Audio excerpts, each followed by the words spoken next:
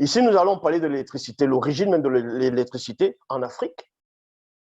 Il y avait bel et bien eu l'électricité en Afrique.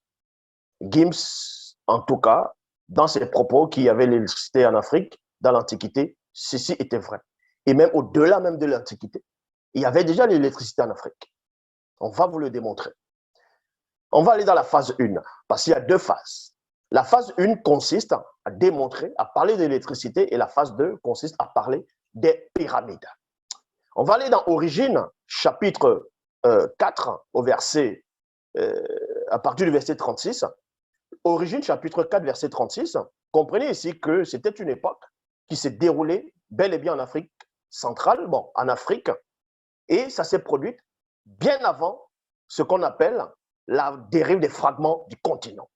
Et quand vous tapez le dérive des fragments du continent, comment il y a eu d'autres continents se sont manifestés, et d'autres vous donner des dates en disant qu'il y a de cela 250 millions d'années, et d'autres vont dire 300 à 200, 250, en fonction des dates. J'ai déjà fait une vidéo sur ça. Millions d'années, c'est là où il y a eu le mystère de la dérive des fragments du continent, ou tout simplement des continents. Et donc, l'histoire que je vais vous relater ici maintenant, c'est une histoire vraie, véridique, qui s'est véritablement produite en Afrique, bien avant que l'Europe n'existe, bien avant que l'Amérique, l'Océanie, l'Asie, ou tout simplement le mystère aussi du déluge, bien avant le grand cataclysme mondial et aussi la grande dérive des fragments du continent.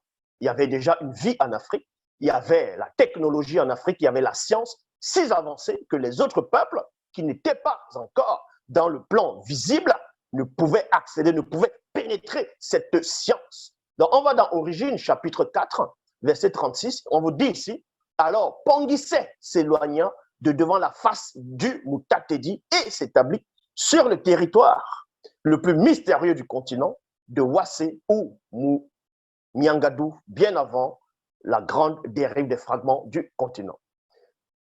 Qui est, premièrement, Pongisset? Pongisset, c'est ce patriarche, c'est cet homme noir qu'on va prendre de son histoire. Ils vont l'introduire dans ce qu'on va appeler les livres religieux, ou premièrement, on va dire dans la Torah, ou la Bible, et ce qu'ils vont appeler l'Ancien Testament, sur la personne de Caïn.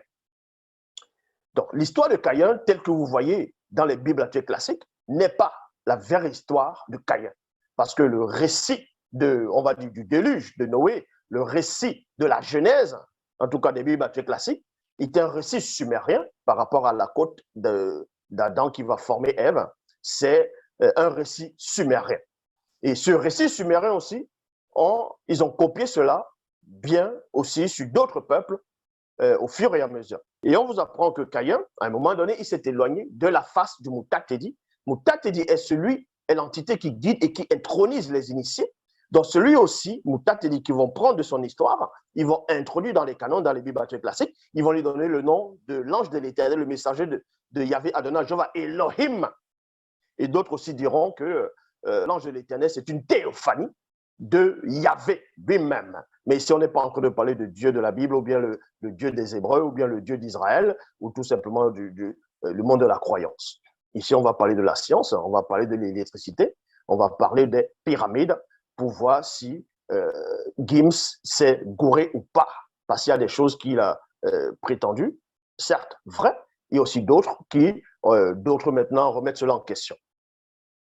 Donc, on vous apprend ici dans le verset 44, dans Origine 4, Pongisset initia son fils au pouvoir, c'est-à-dire au mystère de la force cosmique. Donc, on vous apprend déjà qu'avant le mystère de la grande dérive des fragments du continent, avant le grand déluge, avant que les autres continents, on va dire comme ça, les bouts de terre, donc l'Amérique, l'Océanie, l'Asie, l'Europe, n'existent donc bien longtemps, des centaines de milliers d'années avant la naissance de Thalès. On connaissait déjà en Afrique le mystère de la force cosmique. Les ancêtres connaissaient déjà ce mécanisme-là, connaissaient déjà cette science, avaient déjà percé le secret de la science interdite. Donc, Pongisset, qui est Caïn, qui était de race noire, va initier son fils à la force cosmique et à la science spirituelle.